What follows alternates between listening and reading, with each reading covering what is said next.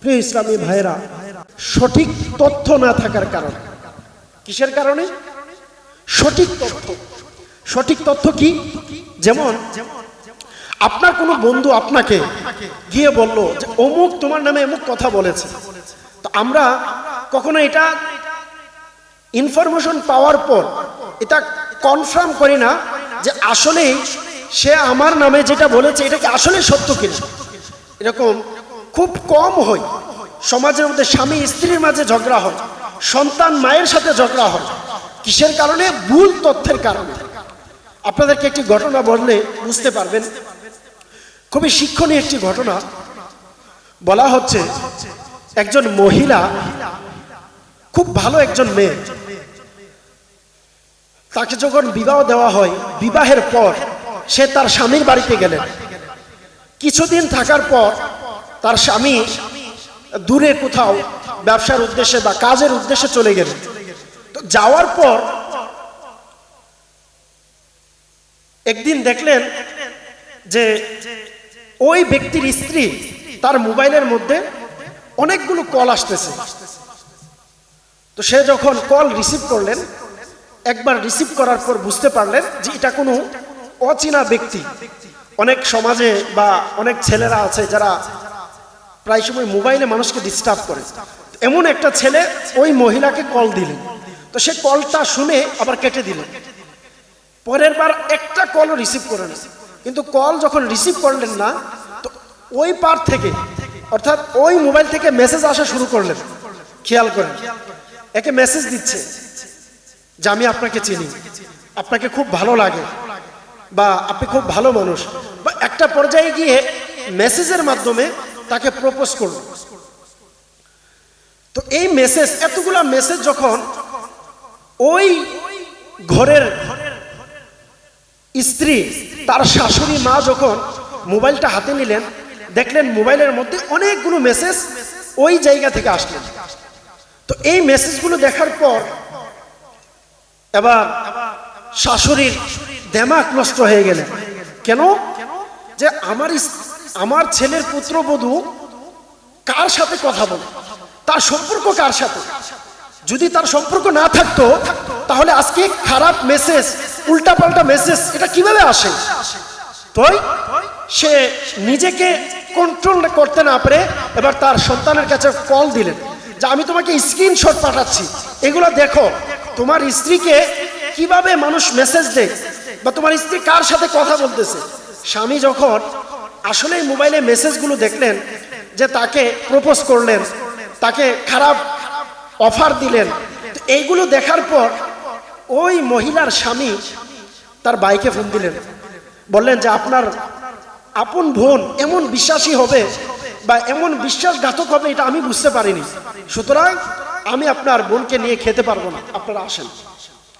তো বলা হচ্ছে যখন তার ভাই, ওই মহিলার ভাই শুনলেন যে আমার বোনের মোবাইলে অমুকের মেসেজ আসে, অমুকের মেসেজ আসে, তো এটা শোনার পর যখন বিচার করার জন্য এলাকায় গিয়ে বসলেন যে আপন বোনের বিচার করবে, তো মোবাইলে যখন দেখলেন আসলেই মেসেজ আসছে, তো এটা দেখার পর আপন ভাই তার বোনকে ফায়ার করে মেরে ফেললেন, গুলি দিলেন। কেন? যে আমার বোন এরকম হওয়ার কথা না। সুতরাং যেহেতু আমার বোন এরকম খারাপ যে আমার বোনের মেসেজে এমন এমন মেসেজ পাঠিয়েছে, তাহলে আমার বোনকে বাঁচার কোনো অধিকার নেই।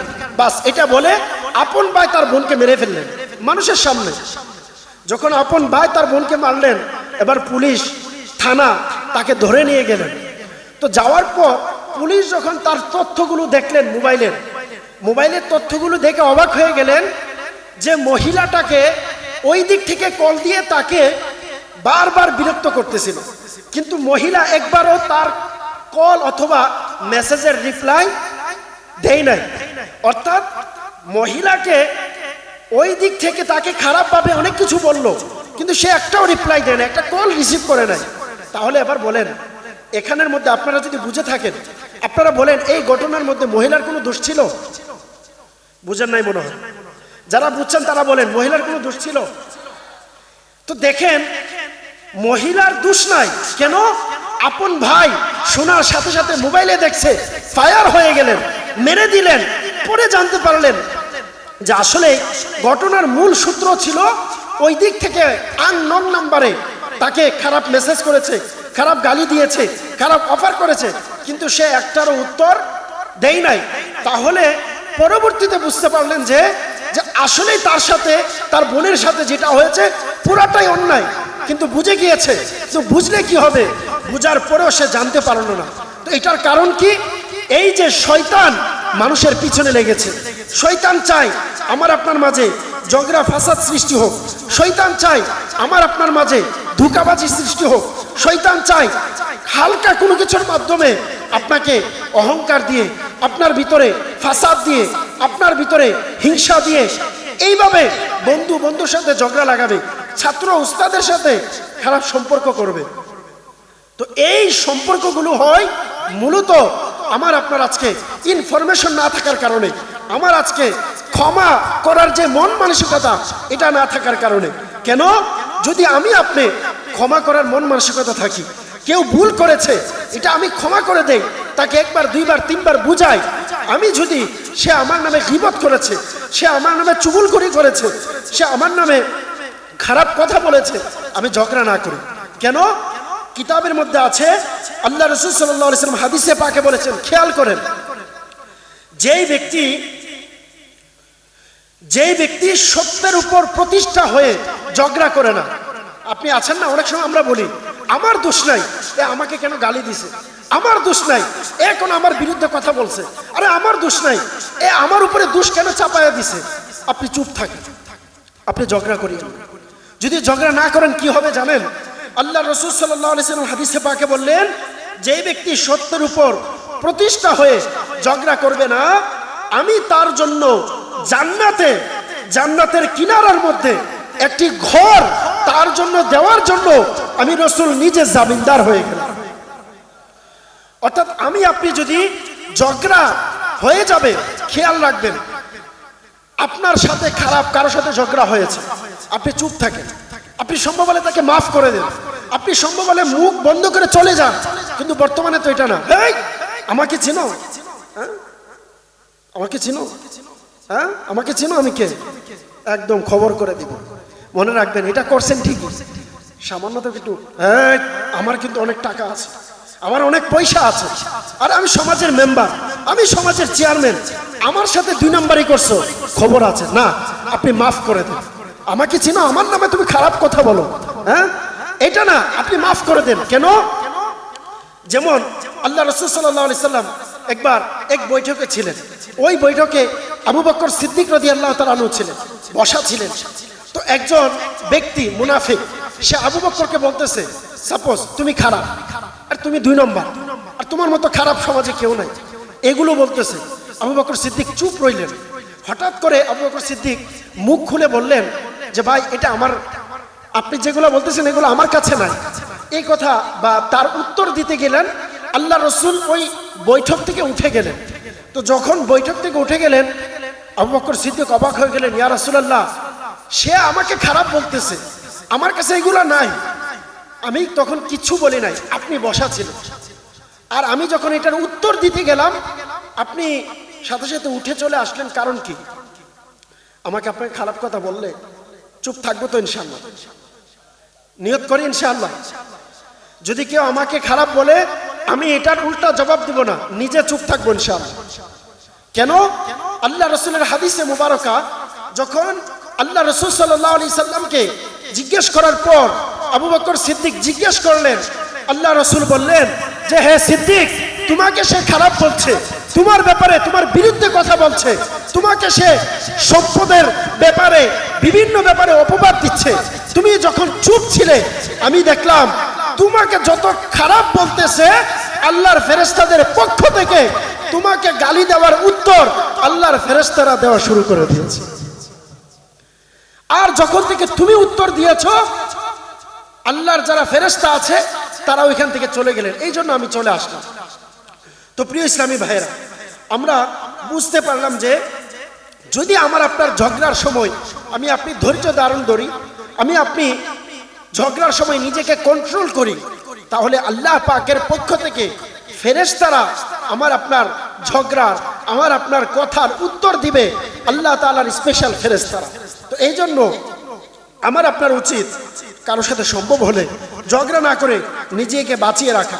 কেননা মনে রাখবেন, হযরত সাইয়েদনা ইবনে হাজার মক্কি রহমতুল্লাহ তাআলা বলেন, ঝগড়া যদিও সত্যের জন্য হয় তবুও তা অসংখ্য নাজায়েজ কাজে লিপ্ত করে।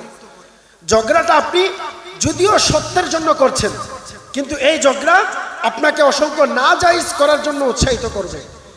অপর জায়গায় হযরত সাইয়েদনা উমর বিন আব্দুল আজিজ রহমতুল্লাহ তাআলা বলেন যে নিজের দিনকে ঝগড়ার জন্য নিশানা বানায় সে সর্বদা পরিবর্তন হতে থাকে। হযরত সাইয়েদনা মুসলিম বিন ইয়াসার রহমতুল্লাহ তাআলা বলেন, ঝগড়া করা থেকে বিরত থাকো, কেননা তা আলিমের মূর্খতার সময় এবং এই সময় শয়তান এর বাক চাতুরীর অপেক্ষায় থাকে। হযরত সাইয়েদনা ইমাম মালিক বিন আনাস রহমতুল্লাহ তাআলা বলেন, ঝগড়ার সাথে দিনের কোনো সম্পর্ক নাই। তিনি এটাও বলেছেন যে ঝগড়া অন্তরকে পাষাণ করে দেয় এবং বিদ্বেষ সৃষ্টি করে। যারা ঝগড়া করে সমাজে বেশি, যারা কথা বলে বেশি, তাদের অন্তর পাষাণ হয়ে যায়। এটা আমার কথা নয়, হাদিসে পাকের মধ্যে হযরত সাইয়েদনা ইমাম মালিক বিন আনাস রহমতুল্লাহ তাআলা বলেছেন কিতাবের মধ্যে, আর হাদিসে পাকের মধ্যে অসংখ্য জায়গায় আল্লাহ রাসূল সাল্লাল্লাহু তাআলা আলাইহি ওয়াসাল্লাম এভাবে বলেছেন, যদি কোনো ব্যক্তি তার উপরে দোষ আসার পরেও নিজেকে কন্ট্রোল করে, নিজেকে হেফাজতে রাখে, আল্লাহ পাক রব্বুল আলামিন কোরআনে পাকে বললেন, ওয়াসারিউ ইলা মাগফিরাতিম মির রাব্বিকুম ওয়া জান্নাতিন আরদুহাস সামাওয়াতু ওয়াল আরদু উইদ্দাত লিল মুত্তাকিন। যদি আমাকে আপনাকে কেউ দোষ করেছে, আমাকে আপনাকে কেউ গালি দিয়েছে, আমাকে আপনাকে কেউ খারাপ কথা বলেছে, আমার আপনার ব্যাপারে কেউ খারাপ অপবাদ দিয়েছে, আমার আপনার ব্যাপারে কেউ খারাপ কিছু বলেছে, তো আমার আপনার সর্বপ্রথম কাজ, আল্লাহ বললেন ওয়াসারিউ ইলা মাগফিরাতিম মির রাব্বিকুম, বান্দা তোমরা ভালো কাজের দিকে তোমরা অগ্রসর হও, মাগফিরাতিম মির রাব্বিকুম, ক্ষমার দিকে অগ্রসর হও। যদি ক্ষমার দিকে অগ্রসর হও কি হবে? ওয়া জান্নাতিন আরদুহাস সামাওয়াতু ওয়াল আরদু উইদ্দাত লিল মুত্তাকিন। আল্লাহ তাআলা কোরআনে বললেন, আমি আপনি, আমাকে মানুষ গালি দিয়েছে, আমাকে মানুষ খারাপ কথা বলেছে, আমাকে কেউ অপবাদ দিয়েছে, আমার ব্যাপারে কেউ খারাপ কিছু বলেছে, আমি যদি সাথে সাথে তার বিরুদ্ধে কথা না বলে, তার বিরুদ্ধে অ্যাকশন না নিয়ে তাকে যদি আমি ক্ষমা করতে পারি, আল্লাহ তাআলা বললেন ক্ষমা করার পর তুমি দৌড়ে ক্ষমাকে আঁকড়িয়ে ধরো, আমি আল্লাহ যত দ্রুত তুমি ক্ষমাকে আঁকড়িয়ে ধরবে তোমাকে তত দ্রুত জান্নাত দান করব। কখন? যদি আমি আপনি ক্ষমাকে ধরতে পারি। কখন? আল্লাহ তাআলা আমার রাসূলকে শিখিয়েছেন, খুযিল আফওয়া ওয়া'মুর বিল উরফি ওয়া আরিদ আনিল জাহিলিন। ইয়া রাসূলুল্লাহ, আপনি মানুষকে ক্ষমা করতে শিখুন। আমার নবী, আল্লাহর নবী, অসংখ্য মানুষ আমার রাসূলকে গালি দিয়েছে, আমার রাসূল ক্ষমা করে দিয়েছেন। শুধু তাই নয়, আল্লাহ তাআলার একজন আল্লাহর ওলি, তাকে কেউ গালি দিয়েছে, সেও উল্টা গালি দিতে পারত। সে চিন্তা করলেন আমি তোমাকে গালি দিব না, কারণ আমি যদি তোমাকে গালি দেই শয়তান খুশি হবে, আমার আল্লাহ নারাজ হবে। আমি আল্লাহর সন্তুষ্টির জন্য কোরআন হাদিসের দিকে তাকিয়ে, আমার নবীর বাণীর দিকে তাকিয়ে আমি আমার মনকে উজাড় করলাম, যা আমি তোমাকে ক্ষমা করে দিলাম। ওই আল্লাহর ওলি যখন দুনিয়া থেকে বিদায় নিলেন, আল্লাহ তাআলা ইনাকে সর্বপ্রথম কি উপহার দিয়েছে জানেন? আল্লাহ কোরআনে বলেছেন, যদি তুমি ক্ষমাকে যত দ্রুত ধরবে আমি আল্লাহ তোমাকে তত দ্রুত জান্নাত দিব। এটার প্র্যাকটিক্যাল। আল্লাহর ওই নেককার বান্দা যখন দুনিয়া থেকে মারা গেলেন, কবরে গেলেন, কেউ তাকে স্বপ্নে দেখে জিজ্ঞেস করলেন, মা ফাআলাল্লাহু বিকা, আল্লাহ আপনার সাথে কেমন আচরণ করেছেন? এই কথা যখন তাকে বললেন, ওই ব্যক্তি বললেন, আমি যদিও গুনাহগার ছিলাম, আমি যদিও জাহান্নামে যাওয়ার মতো ছিলাম, কিন্তু আমি ওই দিন আল্লাহ তাআলার দিকে তাকিয়ে অমুক বান্দাকে ক্ষমা করে দিয়েছি, ঝগড়ার দিকে যাইনি। আমি যখন আমার আমলনামাকে কাল কিয়ামতের ময়দানে নয় কবরেই যখন তোলা হলো, তখনই আমি জাহান্নামের অধিকারী ছিলাম। আর ওই মুহূর্তে আমার আল্লাহ তাআলা যখন দেখলেন আমার আমলনামার মধ্যে মানুষকে ক্ষমা করার মতো কাজ আমার কাছে আছে, আমার আল্লাহ বললেন সে খালিক নয়, সে হচ্ছে মাখলুক, আর আমি খালিক। সে মাখলুক হয়ে সে ক্ষমা করে দিয়েছে। তার এই গুণ যদি থাকে, আমি আল্লাহ হচ্ছে খালিক, আমি আল্লাহ তার এই গুণকে পছন্দ করে, তার এই গুণকে মহব্বত করে, তার এই গুণকে ভালোবেসে সে আমি আল্লাহর জন্য ওই দিন ঝগড়া করেনি, ঝগড়া করা ছেড়ে দিয়েছে। ফেরেশতারা যাও, ওই কাজকে আমি আল্লাহ পছন্দ করে আমি আল্লাহ তাকে মাফ করে দিব, কারণ সে ওই দিন মাফ করেছিল, এই জন্য আমি আজকে তাকে মাফ করলাম। তো প্রিয় ইসলামী ভাইয়েরা, দেখেন আমি আপনি যদি এভাবে ক্ষমা করার দৃষ্টান্ত দুনিয়াতে রেখে যাই, মনে রাখবেন আপনি মানুষকে ক্ষমা করলে আপনার সম্মান কমবে না, ইজ্জত কমবে না, বরং আল্লাহ তাআলার জন্য যারা নিজেকে ঝুঁকিয়ে দেয় আমার আল্লাহ তাদের শান শৌকতকে আরো বাড়িয়ে দেয়। তো এই জন্য উচিত আমি আপনি আমরা নিয়ত করি ইনশাআল্লাহ যতটুকু সম্ভব মানুষকে ক্ষমা করার চেষ্টা করবেন ইনশাআল্লাহ। ইনশাআল্লাহ আমার ক্লাসমেট হোক, আমার পরিচিত হোক, আমার এলাকার কোনো ইসলামী ভাই হোক, আমার এলাকার কোনো মানুষ হোক, কেউ যদি আমার উপরে কোনো এমন কোনো কাজ করে যেটার কারণে আমি কষ্ট পাবো, যার কারণে আমি নিজেকে কষ্ট অনুভব করব, ইনশাআল্লাহ আমি আল্লাহর দিকে তাকিয়ে তাকে ক্ষমা করে দিব। আল্লাহ পাক যদি চাই ইনশাআল্লাহ আজ্জা ওয়া জাল আমরা দুনিয়া আখেরাতে ক্ষমা করার বরকতে, দুনিয়া তো ইনশাআল্লাহ সম্মান তো আল্লাহ বাড়িয়ে দিবে, আখেরাত ইনশাআল্লাহ এর উত্তম জাযা আল্লাহ তাআলা দান করবেন ইনশাআল্লাহ। আল্লাহ তাআলা আমরা যা শুনেছি এর উপর আমল করার তৌফিক দান করুক। প্রিয় ইসলামী ভাইয়েরা, মনে রাখবেন আলহামদুলিল্লাহ আমির আহলে সুন্নাত দাওয়াত ইসলামী এটাই বুঝাচ্ছে। আমির আহলে সুন্নাত তো চায়, দাওয়াত ইসলামী এটা চায় যে মানুষ আমাকে খারাপ বলুক আমি তাকে ক্ষমা করব, মানুষ আমার ব্যাপারে উল্টা বলুক আমি তাকে ক্ষমা করব, মানুষ আমার ব্যাপারে খারাপ বলুক আমি তাকে ক্ষমা করব।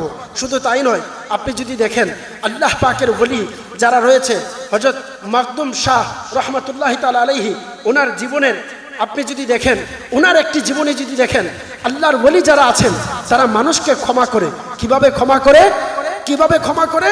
আল্লাহর ওলি হযরত মাকদুম শাহ রহমতুল্লাহ তাআলা আলাইহি ইনি মৃত্যুর পূর্বে লিখে গিয়েছেন, কেউ যদি আমাকে মারে, কেউ যদি আমাকে হত্যা করে, আমি আল্লাহ পাকের সন্তুষ্টির জন্য তাকে ক্ষমা করে দিলাম। আর বর্তমানে অনেক হুজুর নিজেকে আলিম দাবি করে, নিজেকে পীর সাহেব দাবি করে, নিজেকে লিডার দাবি করে, একে কেউ খারাপ কিছু বললে রাস্তায় তার যারা পরিচিত আছে হরতাল, মারামারি, কাটাকাটির জন্য রাস্তায় নামিয়ে দেয়। মনে রাখবেন কোনো হুজুর যদি আপনাকে, মনে রাখবেন কোনো মুরব্বী যদি আপনাকে, মনে রাখবেন সমাজের কোনো বড় ব্যক্তি যদি আপনাকে তার নিজের স্বার্থের জন্য আপনাকে ঝগড়ার জন্য রাস্তায় নামায়, এটা মূলত আপনার নেতা, এটা মূলত আপনার উপরস্থ ব্যক্তি আপনাকে রাস্তায় নামায় নাই, মূলত আপনাকে ঝগড়া করার জন্য শয়তান রাস্তায় নামিয়েছে। কারণ মনে রাখবেন যারা আল্লাহ পাকের ওলি হয় তারা নিজের স্বার্থের উপরে কখনো আঘাত করলে মানুষের কাছে এটার বদলা চাই না, আল্লাহর কাছে দিয়ে দেয়। আমার রসুলকে তাইফের ময়দানে কষ্ট দিয়েছে, আমার রসুলকে তাইফের ময়দানে মানুষ খারাপ গালি দিয়েছে, আমার রসুলকে তাইফের ময়দানে মানুষ উল্টো পাল্টা কথা বলেছে।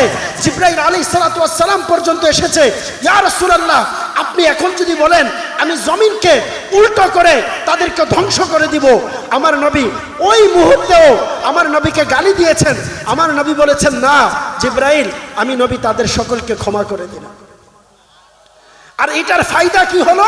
আমার রসুল সহ্য করেছে, আমার রসুল ধৈর্য ধারণ করেছে, উম্মতকে শিখিয়েছে গালি দেখ, খারাপ কথা বলো, আমরা হরতাল নয়, আমরা মানুষকে গাড়ি ভাঙচুর করব না, আমরা মানুষের সাথে ঝগড়া করব না। কি করব? ঝগড়া না করে আল্লাহর দিকে তাকিয়ে মাফ করে দিব। আমার রসুল ওই মুহূর্তে যেই সময় ফাসাদ ছিল, যেই সময় সমাজে সমাজে মারামারি করত, যেই সময় ঘরে ঘরে মারামারি করত, যেই সময় বংশ বংশ নিয়ে মারামারি করত, যেই সময় মানুষ পার্থক্য হয়ে মারামারি করত, ওই মুহূর্তে আমার রসুল মানুষকে শিখিয়েছে মানুষকে ক্ষমা করো। কাফের এসেছে, আমার রসুল বললেন, আমার রসুলকে কাফের হত্যা করার জন্য আসলেন, আমার রসুল তাকে ক্ষমা করে দিলেন। কাফের দেখে বলে, আরে এটা কেমন ব্যক্তি হতে পারে যাকে আমি মারার জন্য আসলাম, যাকে আমি হত্যা করার জন্য আসলাম, সে হাজার প্রচেষ্টার পরেও তাকে মারতে পারি নাই, সে যদি পারতো আমাকে মাফ করে না করে আমাকে হত্যা করতে পারতো, কিন্তু সে আমাকে হত্যা করেনি। এমন কাজ দেখে, আমার রসুলের এমন উদারতা দেখে অসংখ্য কাফের ইসলামের ছায়ার তলে এসে, যেই কাফের আমার নবীকে হত্যা করতে চেয়েছে, সেই কাফের আমার নবীর কদমে এসে কালিমা পাঠ করে মুসলমান হয়েছে। এটা কিসের কারণে? মানুষকে ক্ষমা করার কারণে। আজকে আপনি দেখেন, আলহামদুলিল্লাহ, ওই 1400-1450 বছর পূর্বে আমার রসুল প্র্যাকটিক্যাল আমলে বুঝিয়েছেন। আজকে বর্তমানে মানুষ নিজেকে পীর সাহেব দাবি করে, আজকে বর্তমানে অসংখ্য নিজেকে আলিম দাবি করে, কিন্তু নিজের স্বার্থের উপরে যখন আঘাত পড়ে তাকে রাস্তায় নামিয়ে দেয়, ছাত্রকে রাস্তায় নামিয়ে দেয়, মুরিদকে রাস্তায় নামিয়ে দেয়, নিজেকে মান্যওয়ালাকে রাস্তায় নামিয়ে দেয় স্বার্থের জন্য। কিন্তু আপনি দেখেন, আলহামদুলিল্লাহ, আজ থেকে 1400 থেকে 1450 বছর পূর্বে আমার রসুল মানুষকে বলেছেন তোমরা ক্ষমা করো, মানুষকে বলে দিয়েছেন ক্ষমা করো।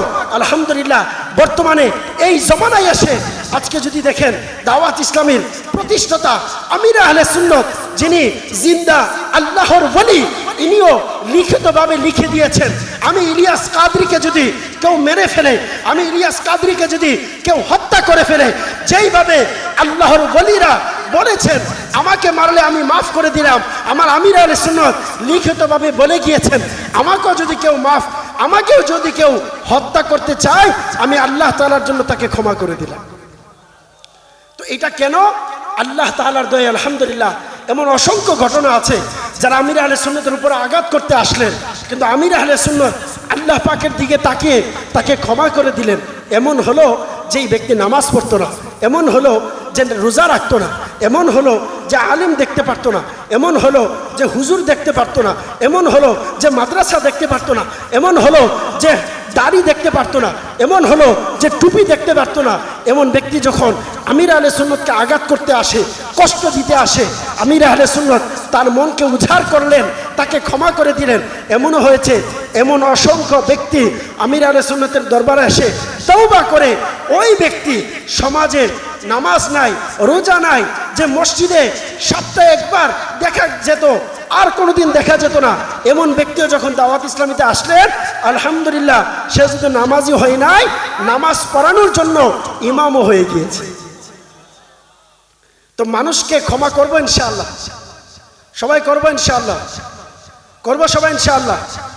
আল্লাহ তাআলা আমাদের সকলকে মানুষকে ক্ষমা করার এই মন মানসিকতা, উদারতা আল্লাহ তাআলা আমাদের সকলকে নসিব করে দিন, আমিন। প্রিয় ইসলামী ভাইয়েরা, যারা এই এলাকার মুসল্লিরা আছেন, আপনাদেরকে মেসেজ দিয়ে যাব, আসুন আমরা ঝগড়া নয়, আসুন আমরা মনকে শান্ত দিই, আসুন আমরা নিজেকে তৈরি করি। আসলে চাইলে তৈরি করা যায় যে আমি ইনশাআল্লাহ তাকে গালি দিতে পারতাম, কিন্তু আল্লাহ রাসূলের সন্তুষ্টির জন্য তাকে ক্ষমা করলাম। তাকে চাইলে আমি বিচার করতে পারতাম, কিন্তু আল্লাহ তাআলার দিকে তাকিয়ে আমি তাকে ক্ষমা করে দিলাম। আলহামদুলিল্লাহ, দাওয়াত ইসলামীতে আলহামদুলিল্লাহ এই প্রথাটা আজও চালু আছে। অসংখ্য মুবাল্লিগ আলহামদুলিল্লাহ এটার উপর আমল করে। তো আসুন আমরাও কি নিয়ত করতে পারি না যে ইনশাআল্লাহ কেউ আমাকে কষ্ট দিল, আমি তার সাথে ঝগড়া, মারামাটি, কথায় কাটাকাটি করব না, আল্লাহর সন্তুষ্টির জন্য তাকে ক্ষমা করে দেব, করবো তো ইনশাআল্লাহ। আর সমাজের মধ্যে অসংখ্য এমন ব্যক্তি আছে যারা খারাপ কথা বলে, যারা ঝগড়া করে। তো একটা খুবই সুন্দর একটা বাক্য আছে, আমি পূর্বেও বলেছিলাম, বাক্যটি হচ্ছে কি জানেন? আপনি যতই চিল্লাচিল্লি করেন, যতই চেঁচামেচি করেন, একজন কুকুর থেকে ভালো চিৎকার আপনি দিতে পারবেন? বলেন পারবেন? পারবেন? তো আমার ঝগড়া যদি এমন ব্যক্তির সাথে হয় যার চলাফেরাই হচ্ছে খারাপ, যার কথাবার্তাই হচ্ছে খারাপ, যার মুখের ভাষা হচ্ছে খারাপ, যে এমন ব্যক্তি হয়, তাহলে আমি বলবো সর্বপ্রথম এমন ব্যক্তি, তার সাথে বিতর্ক না করে আমরা ইনশাআল্লাহ নিজের মাথাকে ঝুঁকিয়ে নরম করে মুখ বন্ধ করে তার থেকে চলে আসবো। পারবো তো ইনশাআল্লাহ? কারণ খারাপ ব্যক্তির সাথে আপনি ঝগড়া বিতর্ক করা মানে আপনি আপনার নিজেকে নষ্ট করে দেওয়া, আপনার ইমেজ নষ্ট হবে, আপনার সম্মান নষ্ট হবে। তো আমি এটা বলবো, যে বেশি ঝগড়া করে তার সাথে ঝগড়া নয়, তার সাথে মুখ বন্ধ করে আমরা চলে আসবো ইনশাআল্লাহ। আল্লাহ তাআলা আমরা যা শুনেছি এর উপর আমল করার তৌফিক দান করুক, আমিন। বিজাহিন নবীল আমিন সাল্লাল্লাহু তাআলা আলাইহি ওয়াসাল্লাম। সাল্লু আলাল হাবিব সাল্লাল্লাহু তাআলা আলা মুহাম্মদ সাল্লাল্লাহু তাআলা আলাইহি ওয়াসাল্লাম। ও আশিকানে মুস্তাফা সাল্লাল্লাহু আলাইহি ওয়া আলিহি ওয়াসাল্লাম, আমরা উচ্চ আওয়াজে মোহাব্বত সহকারে পড়ি আসসালাতু ওয়াসসালামু আলাইকা ইয়া রাসূলুল্লাহ ওয়া আলা আলিকা ওয়া আসহাবিকা ইয়া হাবিবাল্লাহ। আসসালাতু ওয়াসসালামু আলাইকা ইয়া নবিয়াল্লাহ ওয়া আলা আলিকা ওয়া আসহাবিকা ইয়া নূরাল্লাহ। আসুন প্রিয় আশিকানে মুস্তাফা সাল্লাল্লাহু আলাইহি ওয়া আলিহি ওয়াসাল্লাম, এবং মাইকের আওয়াজ যতটুকু পর্যন্ত যাচ্ছে যারা শুনছি, আসুন আমরা নিয়ত করি ইনশাআল্লাহ আমরা যা কিছু শুনবো আল্লাহ এবং তার রাসূলের সন্তুষ্টির জন্য শুনবো ইনশাআল্লাহ। এবং এটাও নিয়ত করি আমি আমার সংশোধনের নিয়তে শুনবো ইনশাআল্লাহ। কারণ শয়তান আমাদের শিক্ষাকে, আমাদের শোনাকে বরবাদ করে দেওয়ার জন্য যখন কিছু একটা আমরা জেনে যাই, শিখে যাই, তখন অন্যের দোষ খোঁজার মধ্যে আমরা লিপ্ত হয়ে যাই, মানে ভুল ধরার মধ্যে আমরা ব্যস্ত হয়ে যাই। তা আমার শেখ তরিকত আমির আহলে সুন্নাত যে 72 নেক আমল রিসালা দিয়েছেন, এর মধ্যে যে আমাদেরকে উৎসাহিত করছেন, তরবিয়ত করছেন, প্রশ্ন করছেন যে আমরা যেন অন্যের দোষ গোপন করি। কারণ এটার ফজিলত হচ্ছে দুনিয়ার মধ্যে যখন কোনো বান্দা অপর কোনো বান্দার দোষ গোপন করবে, আল্লাহ পাক রব্বুল আলামিন কিয়ামতের ময়দানে তার দোষকে গোপন করবে। তো সেই জন্য ইনশাআল্লাহ আমি বয়ান শ্রবণ করব কার জন্য? আমি আমার সংশোধনের জন্য। কার জন্য? আমার সংশোধনের জন্য। আমি নিয়ত করছি আল্লাহ এবং তার রাসূল সাল্লাল্লাহু আলাইহি ওয়াসাল্লামের সন্তুষ্টি অর্জনের জন্য, নেকির দাওয়াত দেওয়ার নিয়তে আমি আমার সংশোধনের জন্য ইনশাআল্লাহুল কারীম বয়ান করব। প্রিয় ইসলামী ভাইরা, দরুদ শরীফ পাঠ করার অসংখ্য অগণিত ফজিলত আলহামদুলিল্লাহ আমরা মাদানী মহলের বরকতে, দাওয়াত ইসলামীর বদৌলতে আমরা শুনে আসছি। কেন?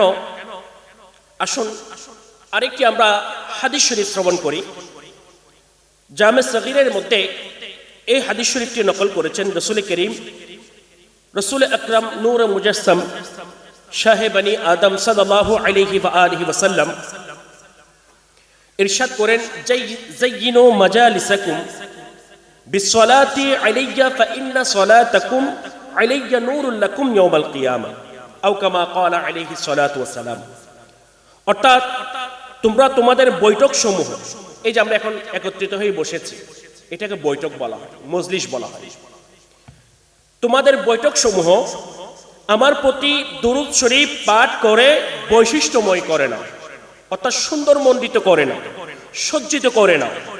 কেননা তোমাদের আমার প্রতি দুরূদ শরীফ পাঠ করা কিয়ামতের দিন তোমাদের জন্য নূর হবে। প্রিয় ইসলামী ভাইরা, দেখেন আলহামদুলিল্লাহ রাব্বিল আলামিন আমরা বয়ান শুনি, অনেক সময় দেখা যায় যে আমরা এই কান দিয়ে শুনি, এই কান দিয়ে বের করে দিই। দেখেন বয়ান বারবার শুনতে হয় না, বয়ান বারবার করতে হয় না।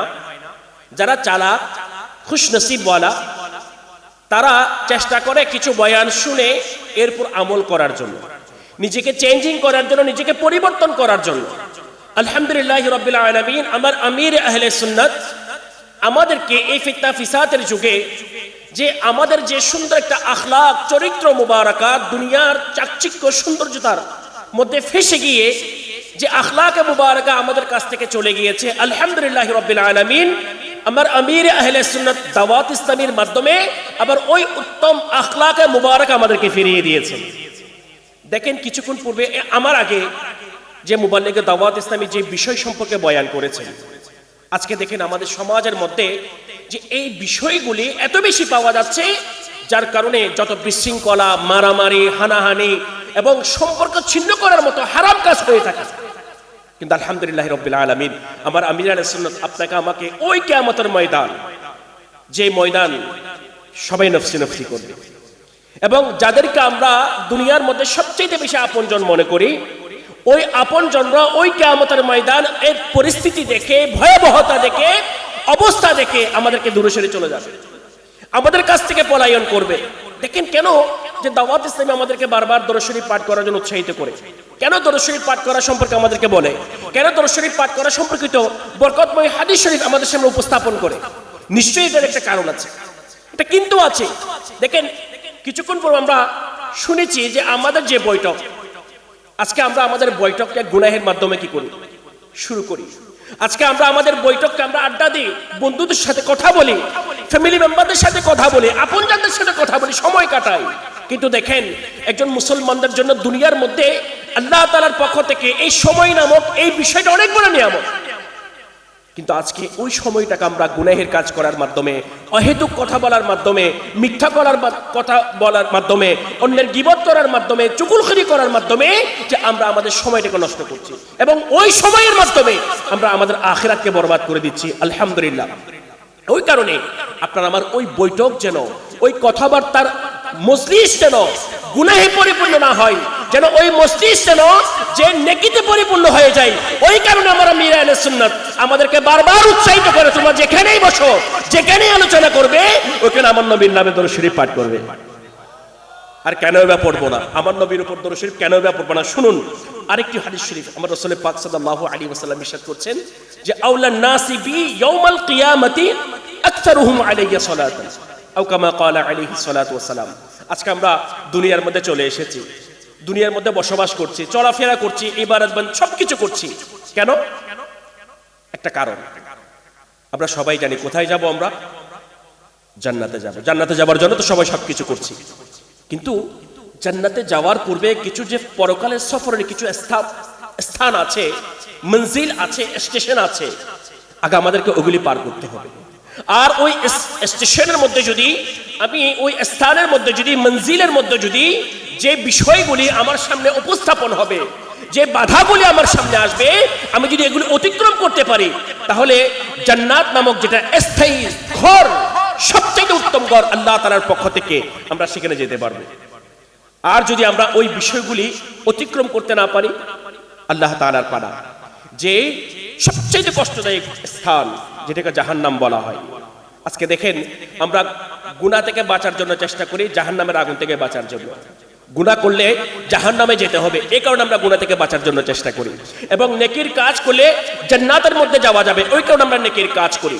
আসুন আমার রাসূল পাক সাল্লাল্লাহু আলাইহি ওয়াসাল্লাম যে এই যে স্থায়ী জিন্দেগি, যারা খুশনসিব বলা তারা জান্নাতের মধ্যে চলে যাবে, এবং যারা দুর্ভাগা হতভাগা তারা কোথায় যাবে?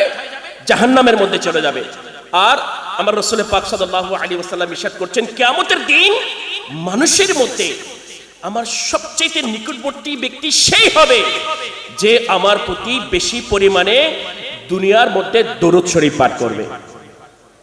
তাহলে কিয়ামতের ময়দানটা কেমন হবে? আমরা হয়তো উলামায়ে আহলে সুন্নাতের মুখে শুনি যে কিয়ামতের ময়দানটা কেমন হবে, আমরা হয়তো মুবাল্লিগে দাওয়াত ইসলামীর যে বয়ানে শুনি যে কিয়ামতের ময়দানের ভয়াবহতা কেমন হবে, হয়তো আপনার আমার যে শোনার মধ্যে শুনে ফেলি, কিন্তু কখনো কি ফিলিংস এসেছে, অনুভূতি এসেছে যে কিয়ামতের ময়দানের ভয়াবহতা কেমন হবে? হ্যাঁ, শুনুন, আল্লাহ পাক রব্বুল আলামিন আজকে দুনিয়ার মধ্যে আমাদের আপনজন, আমাদের মা, আমাদের বাবা, আমাদের স্ত্রী, আমাদের ছেলে মেয়ে, আমাদের ভাই বন্ধু, আমাদের আত্মীয় স্বজন, এরাই হচ্ছে আমাদের আপনজন। যখন এরা কোনো কষ্ট পায় বা আমি কোনো কষ্ট পাইলে তাদের কাছে যাই, শেয়ার করি এবং তাদের কাছ থেকে সহযোগিতা কামনা করি। কিন্তু কিয়ামতের ময়দান এটা এমন একটি পরিবেশ হবে, এমন একটি ময়দান হবে, যেই ময়দানে আমার রাসূল পাক সাল্লাল্লাহু আলাইহি ওয়া আলিহি ওয়াসাল্লাম এর শাফাআত ব্যতীত কারো ক্ষমা হবে না, এবং যেই স্থানের মধ্যে, যে পরিবেশের মধ্যে আল্লাহ পাকের দয়া ব্যতীত কেউ বাঁচতে পারবে না। আর আমার আমির আহলে সুন্নাত এই ফিতনা ফিসাদের যুগে আপনাকে আমাকে ওই কিয়ামতের মুসিবত থেকে বাঁচানোর জন্য, ওই কিয়ামতের ভয়াবহতা থেকে বাঁচানোর জন্য, এবং ওই কিয়ামতের ময়দানে যেন আপনার আমার আরশের ছায়ার নিচে যেন স্থান হয়ে যায়। আলহামদুলিল্লাহি রাব্বিল আলামিন আমার রাসূল পাক সাল্লাল্লাহু আলাইহি ওয়াসাল্লামের পক্ষ থেকে উত্তম একটি মাধ্যম যে দরুদ শরীফ, যেন আল্লাহ তাআলা যেটা পাঠ করেন, যে আমলটা করেন, যেন ওই আমল আপনি আমি করে যেন আমাদের ওই আখিরাত যেন সুন্দর হয়ে যায়, এবং ওই কিয়ামতের ময়দানের ভয়াবহতা থেকে যেন বেঁচে আমার নবীর শাফাআতের বদৌলতে আল্লাহ তাআলার দয়ায় রহমত পেয়ে যেন আপনি আমি জান্নাতে চলে যাই। ওই কারণে আমার আমির আহলে সুন্নাত আপনাকে আমাকে বারবার দরুদ শরীফ পাঠ করার জন্য উৎসাহিত করে। বুঝা আসছে?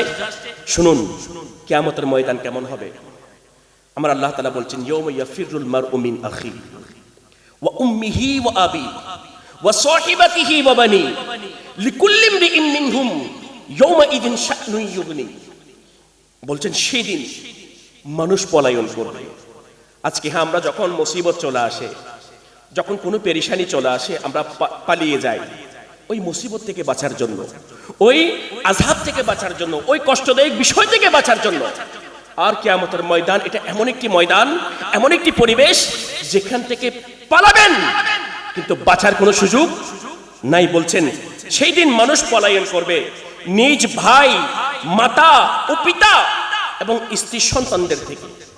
নিজ ভাই থেকে পলায়ন করবে, মা থেকে পলায়ন করবে, পালিয়ে যাবে, এবং স্ত্রী থেকে পালিয়ে যাবে, সন্তানদের কাছ থেকে পালিয়ে যাবে। দেখেন দুনিয়ার মধ্যে আল্লাহ তাআলা এবং রাসূল পাক সাল্লাল্লাহু আলাইহি ওয়াসাল্লামের পরে সবচেয়ে সম্মানের দিক দিয়ে যিনি হচ্ছেন তিনি হচ্ছেন মা। আপনাকে আমাকে 10 মাস 10 দিন পেটে ধরেছেন, গর্ভধারণ করেছেন, দুধ পান করিয়েছেন, কত কষ্ট সহ্য করেছেন, লালন পালন করেছেন।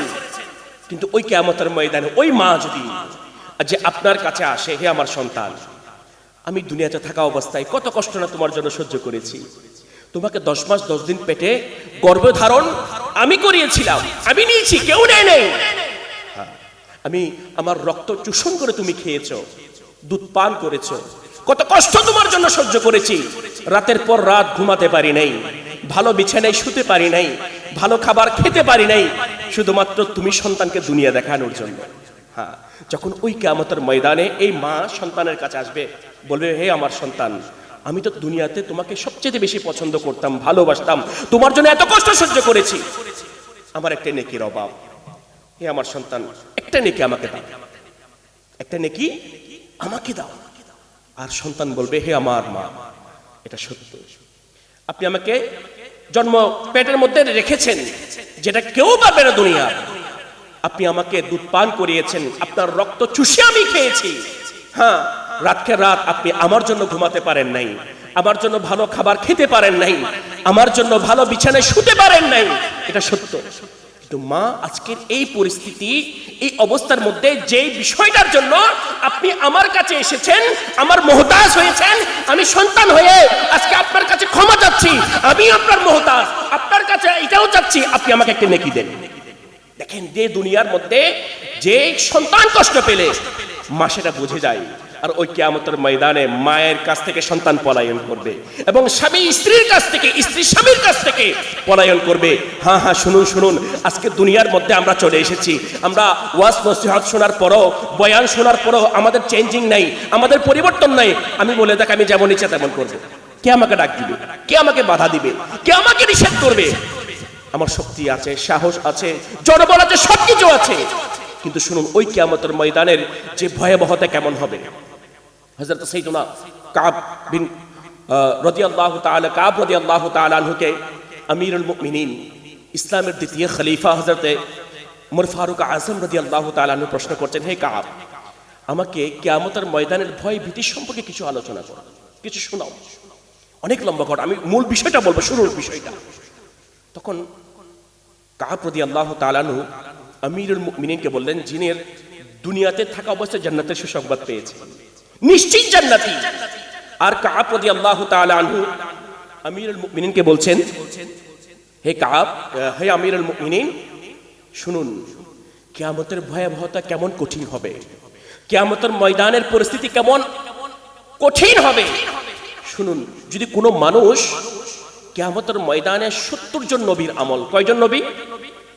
70 জন নবীর আমল। আর যারা নবীগণ আলাইহিমুস সালাতু ওয়াস সালাম, ওরা নিশ্চিত জান্নাতি, মাসুম, ওনাদের কোনো গুনাহ নেই। আর বলতে লাগলেন, যদি কোনো মানুষ 70 জন নবীর আমল নিয়ে যদি সে ওই কিয়ামতের ময়দানে উঠে, কিয়ামতের ময়দানের ভয়াবহতা পরিস্থিতি দেখে তার কাছে মনে হবে ওই 70 জন নবীর আমল কোনো কিছুই না। তাহলে দেখেন, আমি নিজেকে প্রশ্ন করি, আমার আমল নামার মতো যে আমলগুলি আছে, যে ভালো কাজগুলি আছে, এগুলি মাধ্যমে ওই কিয়ামতের ময়দানের আযাব থেকে বাঁচতে পারবো কিনা? হ্যাঁ, আমার আমলনামার মধ্যে যে আমলগুলি আছে, নেকিগুলি আছে, বলেন আমাদের আমলনামা কি নবীগণ আলাইহিমুস সালাতু ওয়াস সালামের আমলনামার মতো? নাউযুবিল্লাহ, এটা কখনোই হবে না, এটা কখনোই সম্ভব না। এটা বিশ্বাস করলেও ঈমান থাকবে না। আমরা যদি দেখি আমরা অনেক বড় গুনাহগার, আমাদের আমল নামার মধ্যে গুনাহ ছাড়া কিছুই দেখি না, এটাই বাস্তব সত্য। হ্যাঁ, আমরা নিজেদেরকে অনেক নেককার মনে করি, ইমাম শরীফ পড়ে ফেলেছি, নামাজ পড়ছি, যে সুন্নতের উপর আমল করছি, অনেক নেককার মনে করছি, কিন্তু এটা সত্য যে আমরা গোপনে কতগুলো গুনাহ করি, আল্লাহ এবং তার রাসূলকে নারাজ করার মতো কাজ করি, যে আমার চাইতে ভালো আর কেউ জানে না। কিন্তু প্রিয় ইসলামী ভাইরা, যে ওই কিয়ামতের ময়দানের কথা স্মরণ করুন। হ্যাঁ, যে কিয়ামতের ময়দানে আজকে আমার জবান আছে, আমি কথা বলতে পারছি, যখন কোন একটা দোষ করলাম, দোষ থেকে বাঁচার জন্য, ওই দোষকে গোপন করার জন্য মিথ্যা কথা বলি কিনা? কেন বলি? বাঁচার জন্য। কিন্তু কিয়ামতের ময়দানে আমার আল্লাহ তাআলা বলছেন, আল ইয়াউমা নাখতিমু আলা আফওয়াহিহিম ওয়া তুকাল্লিমুনা আইদিহিম ওয়া তাশহাদু আরজুলুহুম বিমা কানু ইয়াকসিবুন। হ্যাঁ, আজকে আপনার হাত আছে, পা আছে, চোখ আছে, সবকিছু দিয়ে আল্লাহ এবং তার রাসূলকে নারাজ করার মতো কাজ করছেন।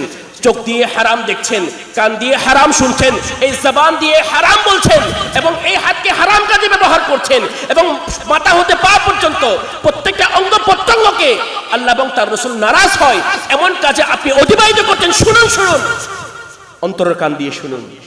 প্রিয় ইসলামী ভাইয়েরা, আমার আমির আহলে সুন্নাত আপনাকে আমাকে ওই কিয়ামতের ময়দানের মুসিবত থেকে বাঁচানোর জন্য, ওই কিয়ামতের ময়দানে ভয়াবহতা থেকে বাঁচানোর জন্য, যেন ওই কিয়ামতের ময়দানে যে আরশের ছায়া ব্যতীত কোনো ছায়া থাকবে না, আপনার আমার স্থান যেন ওই আরশের ছায়ার নিচে যেন হয়ে যায়, ওই প্রচেষ্টা করে যাচ্ছে। কি বলছেন?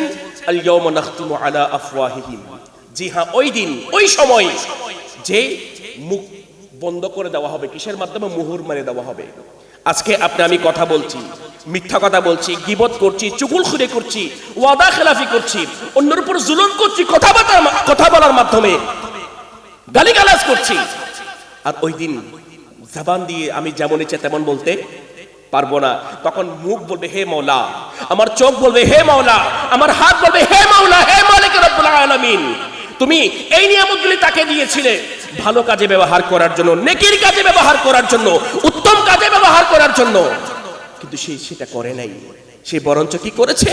চোখ দিয়ে হারাম দেখেছে।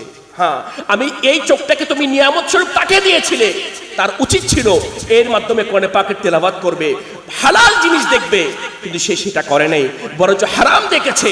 তাকে হাত দিয়েছিলে, কান দিয়েছিলে, মাথা থেকে পা পর্যন্ত অনেকগুলো নিয়ামত দিয়েছিলে, ওই নিয়ামতগুলিকে সে গুনাহের মাধ্যমে তোমাকে এবং তোমার রাসূলকে নারাজ করেছে। আজকে আমরা সাক্ষী দিচ্ছি, হয়তো প্রিয় ইসলামী ভাইরা, আজকে দুনিয়ার ক্ষণিকের আনন্দের জন্য, শান্তির জন্য আজকে আপনি আমি এই সমস্ত গুনাহের কাজগুলি করছি একটু মনের প্রশান্তি পাওয়ার জন্য। কিন্তু দেখেন, এই ক্ষণস্থায়ী দুদিনের দুনিয়ার জন্য আপনি আমি আমাদের স্থায়ী জিন্দেগি আখিরাতকে বরবাদ করে দিচ্ছি। আলহামদুলিল্লাহ রাব্বিল আলামিন। ওই কারণে আমার শেখ তরিকত আমির আহলে সুন্নাত আপনি আমি যেন যে এই দুনিয়ার ফাঁদে যেন পড়ে না যাই, আপনি আমি যেন দুনিয়ার এই সৌন্দর্যতা চাকচিক্য ফাঁদের মধ্যে পড়ে আপনার আমার স্থায়ী জিন্দেগি আখিরাতকে যেন বরবাদ করে না দেয়, ধ্বংস করে না দেয়। ওই কারণেই যে আরেকটি যে রওয়ায়াত আসছে, কিয়ামতের ময়দানে আরশের ছায়া ব্যতীত কোনো ছায়া থাকবে না, আরশের ছায়া ব্যতীত কোনো ছায়া থাকবে না। তার মধ্যে 3 ধরনের ব্যক্তি আরশের ছায়ার নিচে স্থান পাবে। তার মধ্যে এক ধরনের ব্যক্তি হচ্ছে যারা দুনিয়ার মধ্যে আমার নবীর উপর অধিক পরিমাণে দরুদ শরীফ পাঠ করবে। হ্যাঁ, আরশের ছায়া। যে দেখেন, আটলান্টিক মহাসাগরের মধ্যে কোন একজন মানুষ নৌকা অ্যাক্সিডেন্ট হওয়ার কারণে পড়ে গেল, সে হাবুডুবু কাঁদছে, আর সেই যে বাঁচার জন্য ছোট্ট একটি লাকড়ি বা গাছের টুকরা পেয়েছে, তখন তার থেকে কেমন মনে হবে? জি হ্যাঁ, কিয়ামতের ময়দানের ওই পরিস্থিতি, আরশের ছায়া ব্যতীত কোনো ছায়া থাকবে না, এবং ওই কঠিন মুহূর্তে যে আরশের ছায়াই হচ্ছে আপনার আমার প্রাণ কেন্দ্র, আপনার আমার যে আশ্রয়স্থল এবং আপনার আমার নিরাপদ স্থল। চাই আমরা আরশের ছায়ার নিচে থাকতে? কে কে চাই? আমরা সবাই চাই। তো যেহেতু আমরা চাই, তাহলে আমাদের চেঞ্জিং হতে হবে। যেহেতু আমরা চাই ওই আরশের ছায়ার নিচে স্থান পাই, যেহেতু আমাদের চাওয়া, আমাদের ইচ্ছা যে কিয়ামতের ভয়াবহতা থেকে, মুসিবত থেকে আমরা বেঁচে যাই, তাহলে আপনার আমার কিছু করণীয় আছে, আপনার আমার কিছু দায়িত্ব আছে। যে সেই দায়িত্বগুলো কি? সেই দায়িত্বগুলি হচ্ছে আল্লাহ তাআলা যে হুকুম আমাদেরকে দিয়েছেন এবং রাসূল পাক সাল্লাল্লাহু আলাইহি ওয়াসাল্লাম যে উত্তম আদর্শ আমাদের জন্য রেখে গিয়েছেন, ওই উত্তম আদর্শগুলি নিজের জীবনে বাস্তবায়ন করা। এবং ওই উত্তম আদর্শগুলি আলহামদুলিল্লাহ রাব্বিল আলামিন আমার আমির আহলে সুন্নাত দাওয়াত ইসলামীর মাধ্যমে আমাদেরকে দিচ্ছে। আপনার চোখের সামনে দাওয়াত ইসলামী, দাওয়াত ইসলামী গোপন কোনো জিনিস নয়, লুকাইতে কোনো জিনিস না, আপনার চোখের সামনে আলহামদুলিল্লাহ রাব্বিল আলামিন। তো সেই জন্য দাওয়াত ইসলামী হচ্ছে বর্তমান ফিতনা ফিসাদের যুগে আমাদের প্রকৃত বন্ধু। আমাদের কি প্রকৃত বন্ধু? প্রকৃত বন্ধুকে যে ভালো কাজের আদেশ দেয়, খারাপ কাজ থেকে নিষেধ করে, যে জাহান্নামের রাস্তা থেকে তুলে এনে জান্নাতের রাস্তা দেখিয়ে দেয়, এই হচ্ছে প্রকৃত বন্ধু। আর আমরা বর্তমান সময় প্রকৃত বন্ধু কাকে মনে করি? যার কাছে টাকা আছে। না প্রিয় ইসলামী ভাইয়েরা, যার কাছে টাকা আছে, সম্পদ আছে, ধন দৌলত আছে, দুনিয়ার সম্মান আছে, সেই প্রকৃত বন্ধু নয়। প্রকৃত বন্ধু হচ্ছে যার কাছে আমার আল্লাহ তাআলার প্রকৃত ভয় আছে, যার কাছে আমার নবীর সচ্চা মুহাব্বত আছে, যার কাছে সাহাবায়ে কেরাম আলাইহিম রিদওয়ানদের সম্মান আছে, যার কাছে আওলাদে রাসূলের সম্মান আছে, যার কাছে আল্লাহর ওলিদের প্রকৃত আদব সম্মান আছে, সে হচ্ছে প্রকৃত বন্ধু। সে হচ্ছে কি? প্রকৃত বন্ধু। যার কাছে নামাজ আছে সে হচ্ছে প্রকৃত বন্ধু, যার কাছে আদব আছে সে হচ্ছে প্রকৃত বন্ধু, যার কাছে আল্লাহ তাআলার ভয়, প্রকৃত ভয় আছে, সে হচ্ছে প্রকৃত বন্ধু। কিন্তু আমরা তাদের সাথে বন্ধুত্ব করি না।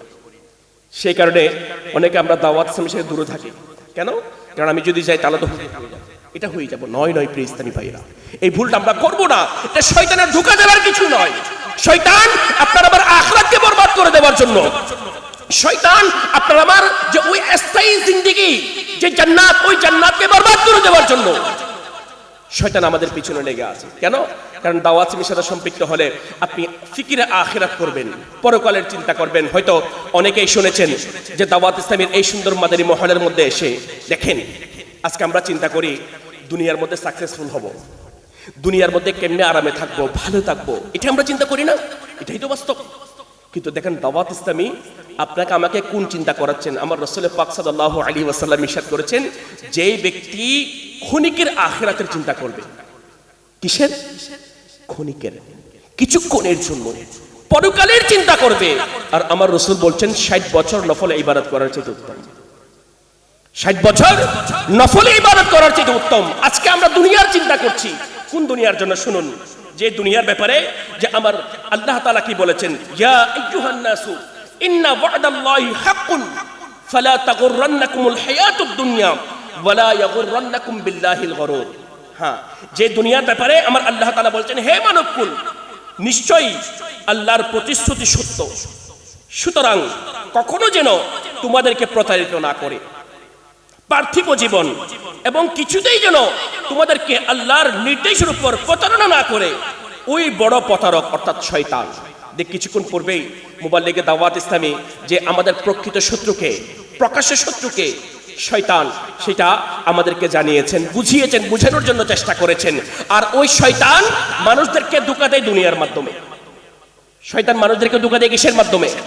দুনিয়ার মাধ্যমে। আর আমার রাসূল পাক সাল্লাল্লাহু আলাইহি ওয়াসাল্লাম ইরশাদ করছেন, দুনিয়ার ভালোবাসাই হচ্ছে সমস্ত পাপের মূল। দুনিয়ার ভালোবাসাই হচ্ছে কি? দেখেন আজকে আমার সুন্নতের উপর আমল করতে লজ্জা লাগে। কেন? দুনিয়ার জন্য। আজকে যে আমার সুন্নত মোতাবেক চলাফেরা, জিন্দেগি করতে, সামাজিক জীবন, পারিবারিক জীবন, একাকিত্ব জীবন, রাষ্ট্রীয় জীবন, যেটাই বলেন, আমার লজ্জা লাগে। কেন? মানুষ আমাকে হুজুর বলবে, মানুষ আমাকে সুফি সাহেব বলবে, মানুষ আমাকে হেউ করবে, মানুষ আমাকে ইগনোর করবে, মানুষ আমার সমাজের মধ্যে আমাকে এক যেটাকে আমাদের চিটাগাং ভাষা বলা হয় একগুচ্ছ করে দেওয়া, মানে একাকিত্ব করে দিবে, আমার সাথে চলাফেরা করবে না, সম্পর্ক করতে চাইবে না। কেন? দুনিয়ার জন্য। কেন? দুনিয়ার জন্য। আর আমার রাসূল বলছেন, ওই দুনিয়ার ভালোবাসাই হচ্ছে সমস্ত পাপের মূল। আর কিয়ামতের ময়দানে এই দুনিয়াকে, যে দুনিয়ার জন্য আজকে আমরা নামাজ পড়ছি না, আজকে যে দুনিয়ার জন্য আল্লাহ এবং তার রাসূল নারাজ হয়ে এমন কাজ করছি, আজকে দুনিয়ার জন্য আমাদের এক মুষ্টি দাঁড়িয়ে রাখতে লজ্জাবোধ লাগে, আমাদের শরম লাগে, লজ্জা লাগে। মানুষ কি বলবে? এক মুষ্টি দাঁড়িয়ে কিভাবে লাগবে? যে আজকে দুনিয়ার জন্য যে সুন্নত মোতাবেক হায়াতে জিন্দেগি অতিবাহিত করতে আমাদের শরম লাগে, লজ্জা লাগে। যেই দুনিয়ার জন্য, ওই দুনিয়াকে নাকি কিয়ামতের ময়দানে উঠানো হবে। কেমন? যে ওই দুনিয়ার আকৃতি, পরিস্থিতি এত ভয়াবহতা হবে যে কিয়ামতের ময়দানের মানুষরা বলবে, যারা কিয়ামতবাসী থাকবে তারা বলবে, আল্লাহ, যে এই মানুষ থেকে আমরা পানা চাই। এত দুর্গন্ধ থাকবে, এত ভয়ঙ্কর থাকবে দুনিয়া। আজকে যে দুনিয়ার জন্য আমরা এত কিছু করছি, আজকে দুনিয়ার মধ্যে সাকসেসফুল হওয়ার জন্য আমরা সবকিছু করছি, কিন্তু স্থায়ী জিন্দেগি, স্থায়ী বাস যেখানে আমাদের থাকতে হবে, এটার জন্য প্রচেষ্টা, ওটার জন্য কতটুকু আমি করছি না। দেখেন ওই দুনিয়া বলবে, আল্লাহ তাআলার পক্ষ থেকে হুকুম আসবে, তাকে কোথায় নিয়ে যাও? জাহান্নামে নিয়ে যাও। তখন দুনিয়া বলবে, হে আল্লাহ, আমি একা যাব না, আমি জাহান্নামে একা যাব না। হ্যাঁ, আল্লাহু আকবার। তখন ওই দুনিয়া বলবে, হে আল্লাহ, যারা দুনিয়ার মধ্যে আমাকে ভালোবেসে তোমার নাফরমানি করেছে, নামাজ পড়ে নাই, রোজা রাখে নাই, ফরজ দুনিয়ার অর্থাৎ যেটা ফরজ উলুম এটা শিখে আমল করে নাই, সুন্নত মোতাবেক চলে নাই, মা বাবার হক আদায় করে নাই, প্রতিবেশীর হক আদায় করে নাই, অন্যের হক নষ্ট করেছে, জুলুম করেছে, এক কথায় তোমাকে নারাজ করেছে, তোমার হুকুমের বিরুদ্ধে কাজ করেছে, রাসূল পাক সাল্লাল্লাহু আলাইহি ওয়াসাল্লামের সুন্নাত বিরোধী কাজ করেছে, ইসলাম বিরোধী কাজ করেছে, শরীয়ত বিরোধী কাজ করেছে।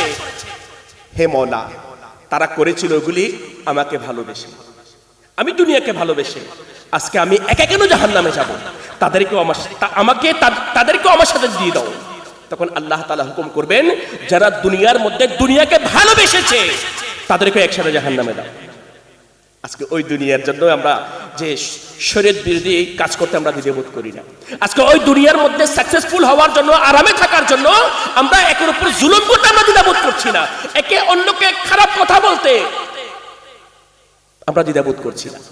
প্রিয় ইসলামী ভাইরা, আর ওই দুনিয়া মূল্য যদি আল্লাহ তাআলার কাছে যদি থাকতো মশার ডানার সমপরিমাণ, তাহলে কোনো অমুসলিমকে আল্লাহ তাআলা এক ফোঁটা পানি দিতেন না, কোনো এক ফোঁটা পানি দিতেন না। আজকে ওই দুনিয়ার জন্য আমরা আমাদের আখিরাতকে বরবাদ করে দিচ্ছি। প্রিয় ইসলামী ভাইরা, প্রিয় আশিকানে মুস্তাফা, একটু চিন্তা করে দেখুন যে এই দুদিনের দুনিয়ার জন্য আমরা আমাদের স্থায়ী জিন্দেগিকে বরবাদ করে দিচ্ছি। আচ্ছা বলেন, প্রশ্ন নিজেকে নিজে করেন, এটা কি চালাকের কাজ না বোকাদের কাজ? অবশ্যই যারা বোকা তাদের কাজ। আমরা দেখছি, শুনছি, শোনার পরেও নিজেকে পরিবর্তন করছি না, শোনার পরেও নিজের চেঞ্জিং আসছে না। আলহামদুলিল্লাহ রাব্বিল আলামিন, আপনার আমার চেঞ্জিং যেন চলে আসে, আপনার আমার ওই স্থায়ী জিন্দেগি যেন সুন্দর হয়, এবং পরকালে যেন আমাদের ফেসিজে না হয়, পরকালে যেন ওই কিয়ামতের ময়দানের আযাবের মধ্যে যেন গ্রেফতার হয়ে না যায়। ওই কারণে আমার আমির আহলে সুন্নাত দাওয়াত ইসলামের মাধ্যমে আপনাকে আমাকে বারবার বোঝাচ্ছে, বারবার বলছেন না না না, এটা এই দুদিনের দুনিয়া স্থায়ী জিন্দেগি নয়। এই দুনিয়ার কারণে এবং স্থায়ী জিন্দেগি যেটা, ওই জিন্দেগিটাকে তোমরা কি করে দিও না, বরবাদ করে দিও না। সেই জন্য আমি অনুরোধ করব, সচ্চন্তর তওবা করি এবং ফিরে আসি। আগে যা হওয়ার হয়ে গিয়েছে, ইনশাআল্লাহ আমরা চেষ্টা করব এখন থেকে বাকি হায়াতে জিন্দেগি রাসূল পাক সাল্লাল্লাহু আলাইহি ওয়াসাল্লামের সুন্নাত মোতাবেক আমরা অতিবাহিত করব ইনশাআল্লাহ। আল্লাহ পাক রব্বুল আলামিন আমাদেরকে আমল করার তৌফিক দান করুন, আমিন। প্রিয় ইসলামী ভাইরা, যেহেতু আলহামদুলিল্লাহ রজবুল মুরাজ্জব শরীফের মাস আমাদের কাছে চলমান রয়েছে, এবং এই মাসের মধ্যে রাসূল করিম রউফুর রহিম সাল্লাল্লাহু আলাইহি ওয়াসাল্লাম রাহমাতুল লিল আলামিন নবী অনেকগুলি মুআজিজাত আছেন। তার মধ্যে দুটি বিশেষ মুআজিজা অনেক বড়। তার মধ্যে একটি মুআজিজাত হচ্ছে, যিনি গায়েবের গায়েব, যে গায়েবের আর কোনো গায়েব নাই, অদৃশ্য, দেখা যায় না, বোঝা যায় না, অনুভূতি ফিল করা যায় না, দেখা যায় না, সমস্ত কিছু থেকে পবিত্র। উনি হচ্ছেন কে? আমাদের সৃষ্টিকর্তা, আমাদের প্রিয় আল্লাহ তাআলা। আর এই রজব শরীফের ২৭তম রাতে আমাদের রাসূল করিম রউফুর রহিম সাল্লাল্লাহু আলাইহি ওয়াসাল্লাম সশরীরে আমার আল্লাহ তাআলার দিদার করেছেন। এটাকে বিশ্বাস আছে আমাদের? ইয়াকিন আছে? এটা আমাদের ইয়াকিন, এটা আমাদের ঈমান। হ্যাঁ, শয়তান তো বলবে, শয়তান দেখেন আবু জাহেল সেটা বিশ্বাস করে নাই। আবু জাহেলের কাছে এসেছিল আমার রাসূল পাক সাল্লাল্লাহু আলাইহি ওয়াসাল্লাম সশরীরে, যে এই কপালের চক্ষু মুবারক দিয়ে আল্লাহ পাকের জিয়ারত করেছেন, দিদার করেছেন। এটা তখনকার যুগে আবু জাহেল, যিনি কাফের ছিলেন, জাহান্নামী, নিশ্চিত জাহান্নামী, তার কাছে সংবাদটা এসেছিল। তখন সে আবু জাহেল কি বলল? বিশ্বাস করে নেই। বললেন সেই সুযোগে সদ্ব্যবহার করতে চাইলেন। কেমন সদ্ব্যবহার যে এখনই সিদ্দিক আকবর রাদিয়াল্লাহু তাআলা আনহুকে কোনো না কোনো ভাবে কি করা যাবে, যে রাসূল পাক সাল্লাল্লাহু আলাইহি ওয়াসাল্লাম এর দরবার থেকে ফিরিয়ে আনা যাবে, ভালোবাসা থেকে ফিরিয়ে আনা যাবে। তখন আবু জাহেল, ওই জালেম, ওই কট্টর কাফের, ওই সিদ্দিক আকবরকে ভালোবাসি না আবু জাহেলকে ভালোবাসেন? আবু জাহেলকে ভালোবাসেন নাকি? তাহলে আবু জাহেল আমার নবীর মেয়েরা সেটা বিশ্বাস করে নাই। আবু জাহেল আমার নবীর যে আল্লাহ তাআলার সশরীরে সজ্ঞানে দিদার করেছেন সেটা বিশ্বাস করে নাই, কিন্তু সিদ্দিক আকবর চোখ বন্ধ করে সন্দেহ ছাড়া বিশ্বাস করেছেন। আর আলহামদুলিল্লাহ রাব্বিল আলামিন, আমরা সিদ্দিক আকবর রাদিয়াল্লাহু তাআলাকে মুহাব্বত করি, মানি, ভালোবাসি। তো সেই জন্য যেহেতু সিদ্দিক আকবর রাদিয়াল্লাহু তাআলা বলেছেন, সত্য বলেছেন এবং নিঃসন্দেহ সত্য বলেছেন, আমাদের সেটা আকীদা, আমাদের সেটা বিশ্বাস, আমাদের সেটা ঈমান যে আমার রাসূল পাক সাল্লাল্লাহু আলাইহি ওয়াসাল্লাম স্বপ্নে যোগ নয়, বরঞ্চ সশরীরে আমার আল্লাহ তাআলার দিদার করেছেন। এটা আমার কথা না, আল্লাহ তাআলা বলেছেন সুম্মা দানা ফাতাদাল্লা ফাকানা কাবা কাউসাইনি আও আদনা, সুম্মা দানা ফাতাদাল্লা ফাকানা কাবা কাউসাইনি আও আদনা। আচ্ছা বলেন যে এই আয়াতে মুবারকা আমার আল্লাহ তাআলা কেন বলেছেন? কেন বলেছেন? আপনাকে আমাকে শিক্ষা দেওয়ার জন্য, আপনার আমার ঈমানকে বাঁচানোর জন্য, যেন সবে মিরাজের ব্যাপারে আপনার আমার যেন সন্দেহ যেন চলে না আসে যে আমার রাসূল পাক সাল্লাল্লাহু আলাইহি ওয়াসাল্লাম সশরীরে আল্লাহ তাআলার দিদার করেছেন, এই ব্যাপারে যেন আপনার আমার সন্দেহ যেন না আসে। ওই কারণে আল্লাহ তাআলা বলেছেন ফাকানা কাবা কাউসাইনি আও আদনা, সুম্মা দানা ফাতাদাল্লা ফাকানা কাবা কাউসাইনি আও আদনা। অর্থাৎ অতঃপর ওই জ্যোতি নিকটবর্তী হলো, অতঃপর নেমে আসলো, অতঃপর ওই জ্যোতি ও এই মাহবুবের মধ্যে দুই হাতের ব্যবধান রইল, বরন্ত এর চেয়ে আরো কম, দুই হাত এর চেয়ে আরো বেশি কম সশরীরে আমার রাসূল করিম রাউফুর রহিম সাল্লাল্লাহু আলাইহি ওয়াসাল্লাম মিরাজ হয়েছে, আমার আল্লাহ তাআলা দিদার করেছেন, জান্নাত সফর করেছেন, জাহান্নাম সফর করেছেন। আচ্ছা বলেন, আমার রাসূল পাক সাল্লাল্লাহু আলাইহি ওয়াসাল্লাম যদি স্বপ্নে যোগে যেতেন, তাহলে জান্নাতের মধ্যে কারা যাবে, কোন আমল করলে জান্নাত পাওয়া যাবে, সেটা কিভাবে বলেছেন? বুঝাচ্ছে কথাটা? রাসূল পাক সাল্লাল্লাহু আলাইহি ওয়াসাল্লাম যদি মেরাজ না হতো, যে এই যে জান্নাতের ব্যাপারে যেটা রাসূল পাক সাল্লাল্লাহু আলাইহি ওয়াসাল্লামের ফরমান, বাণী মুবারাকা, এটা আমরা বিশ্বাস করি, বিশ্বাস করি কিনা? সবাই করি। আচ্ছা, জাহান্নামের ব্যাপারে যেগুলি ফরমানে মুবারাকা রয়েছে রাসূল পাক সাল্লাল্লাহু আলাইহি ওয়াসাল্লামের ব্যাপার করে গিয়েছেন জাহান্নামের ব্যাপারে, আচ্ছা আমরা এগুলি বিশ্বাস করি কিনা? সবাই করি।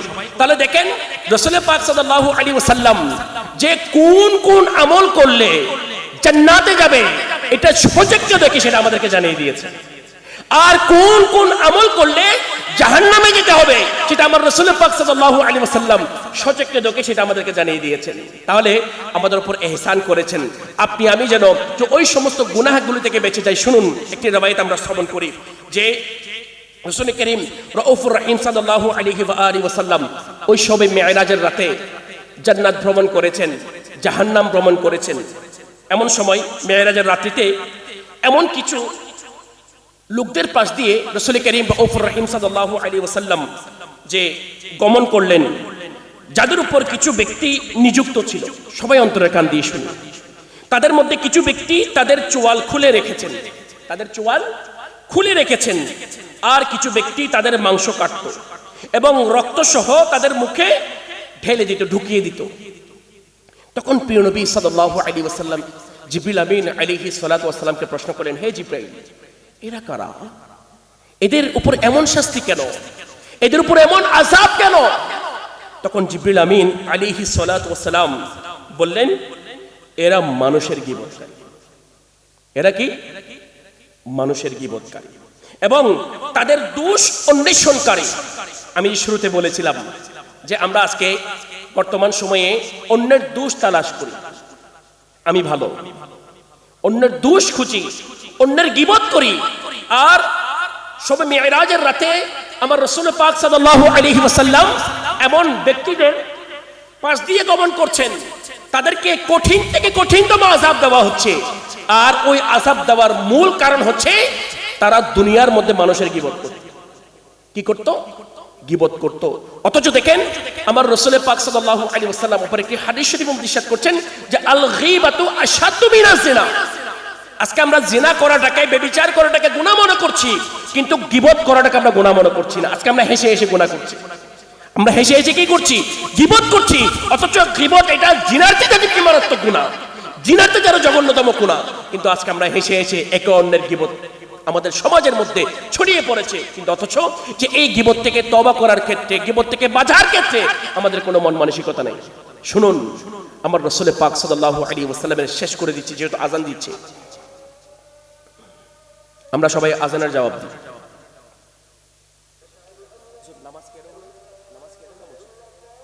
এলান করে দিই না, এলান করে দিই, নামাজ আদায় করবো। প্লিজ তাইবেরা, এই কথাটা আমি বোঝাতে চাচ্ছি যে দাওয়াত ইসলামী এটাই চাচ্ছে আমরা যেন আমাদের আখিরাতকে যেন বরবাদ করে না দিই। দুনিয়ার কারণে, দুনিয়ার ফাঁদে পড়ে, দুনিয়ার চাকচিক্য সৌন্দর্যতার মধ্যে পড়ে আমরা যেন আমাদের আখিরাতকে যেন বরবাদ করে না দিই। আমার একটি ভুল হয়েছে, এখান থেকেও আমি তওবা করছি। যেটা আমি, যে আবু জাহেলের পিতা, যে আলহামদুলিল্লাহ উনি তো নেককার ছিলেন, মুমিন ছিলেন, মুমিনের সর্দার ছিলেন, আব্দুল মুত্তালিব রাদিয়াল্লাহু তাআলা আনহু। উনি তো নেককার ছিলেন, তো সেটা আমার মিস্টেক হয়ে গিয়েছে। তো এটা থেকে আমি তওবা করছি। আল্লাহ পাক রব্বুল আলামিন আমাকেও মাফ করে দিক, আমাদের সবাইকে মাফ করুক। তো ওই আবু জাহেল, এই হচ্ছে জালেম। আব্দুল মুত্তালিব উনি নেককার ছিলেন, মুমিনদের সর্দার ছিলেন। আল্লাহ পাক রব্বুল আলামিন আমাদেরকে সঠিকটা বুঝার এবং সঠিকটা বলার সেই তৌফিক আল্লাহ তাআলা আমাদের সবাইকে দান করুক। সবাই বলি আমিন। তো এটাই বলবো, ব্যাস আমরা দাওয়াত ইসলামীকে ধরে রাখি, ছাড়বো না ইনশাআল্লাহ। আমরা ইনশাআল্লাহ দাওয়াত ইসলামীর সাথে সম্পৃক্ত থেকে নিজের আখিরাতের জন্য প্রস্তুতি গ্রহণ করব এবং সচ্চান্তর তওবা করার নিয়ামত আমরা ইনশাআল্লাহ পেয়ে যাব ইনশাআল্লাহুল কারীম। আমার আমির আহলে সুন্নাতের পিছিয়ে পিছিয়ে, আলা হযরতের পিছিয়ে পিছিয়ে, গাউস পাকের পিছিয়ে পিছিয়ে এবং আমার রাসূল পাক সাল্লাল্লাহু আলাইহি ওয়াসাল্লামের নারায়ে রিসালাতের স্লোগান দিয়ে দিয়ে জান্নাতে চলে যাব ইনশাআল্লাহ। আল্লাহ পাক রব্বুল আলামিন যা কিছু শুনেছি সর্বপ্রথম আমাকে, সাথে সাথে আমাদের সবাইকে এর উপর আমল করার তৌফিক দান করুক, আমিন। বিজাহিন নবিয়্যিনা আমিন সাল্লাল্লাহু তাআলা আলাইহি ওয়া আলিহি ওয়াসাল্লাম। সাল্লু আলাল হাবিব সাল্লাল্লাহু তাআলা আলা মুহাম্মদ সাল্লাল্লাহু তাআলা আলাইহি ওয়া আলিহি ওয়াসাল্লাম।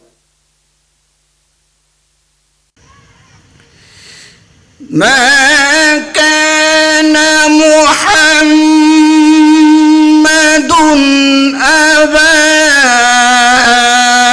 আহাদিম মির রিজালিকুম ওয়ালাকিন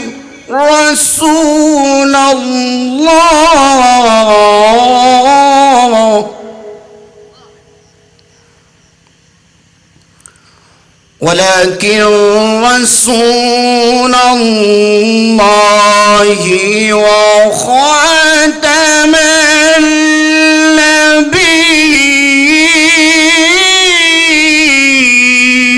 النبيين وكان الله بكل شيء عليما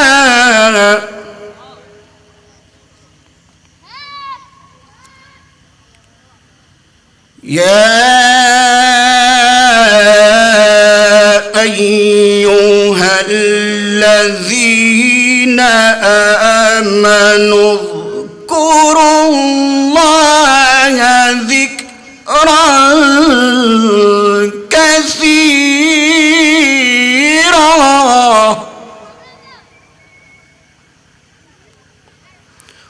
اذكروا الله ذكرا كثيرا وسبحوه بكرة وأصيلا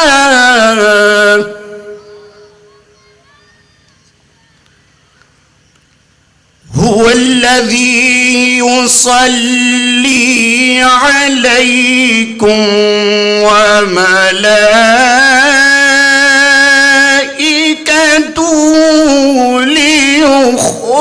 ليخرجكم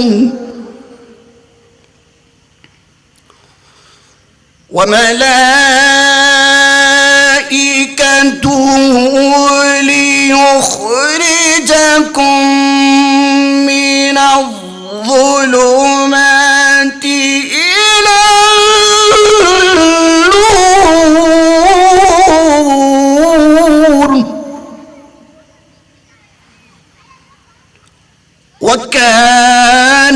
بالمؤمنين رحيما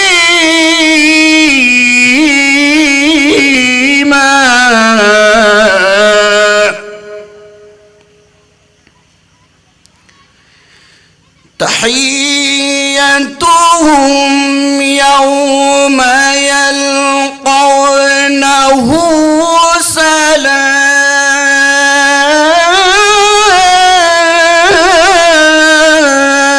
سلام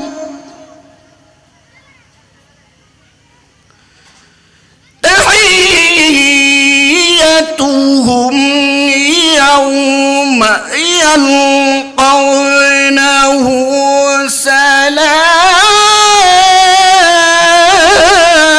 سلام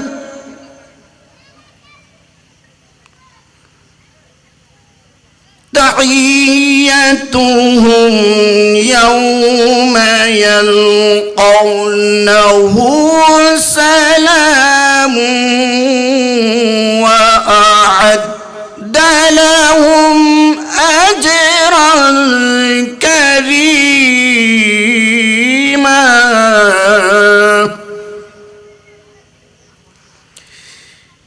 يا أيها النبي إنا أرسلناك شاهدا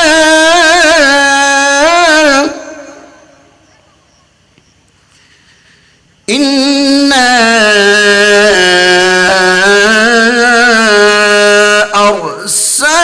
أرسلناك شاهدا ومبشرا ونذيرا وداعيا إلى الله بإذنه وسراجا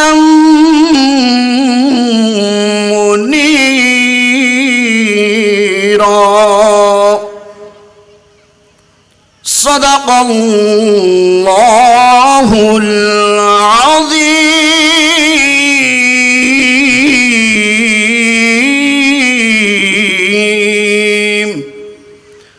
وصدق رسوله النبي الحبيب الكريم صلوا على الحبيب صلى الله تعالى على محمد صلى الله تعالى عليه وآله وسلم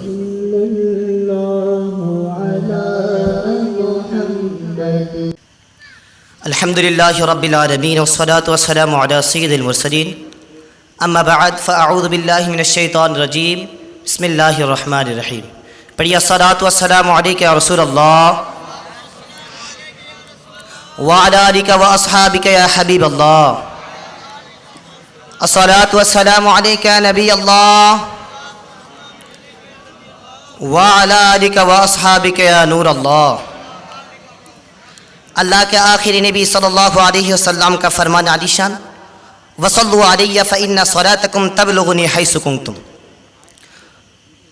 اور مجھ پر درود پاک پڑھو بے شک تمہارے درود مجھ تک پہنچتا ہے چاہے تم جہاں بھی ہو صلو علی الحبیب صلی اللہ علی محمد صلی اللہ علیہ وسلم درود پاک کی بہت فضیلت موجود امیر اہل سنت کی ہر کتاب میں موجود ہے جیسے مشکات المصابیح میں ایک واقعہ اس طرح موجود ہے کہ واقعہ تو ایسے موجود ہے سنو بھائی ایک شخص دریائے نیل یعنی سوداگر اس نے دریائے نہر میں چل رہا ہے اس شپ میں یعنی اس جہاز میں ایک شخص موجود تھا جس نے نبی پاک صلی اللہ علیہ وسلم پر درود پاک پڑھتا ہے محبت کے ساتھ پڑھتا ہے تو اس میں اس تو محبت کے ساتھ پڑھتا ہے لیکن اس شیپ کے ساتھ ایک مچھلی چل رہا ہے اس مچھلی نے اس درود پاک پڑھنے والے کو جس طرح پڑھتا ہے وہ محبت کے ساتھ سنتا ہے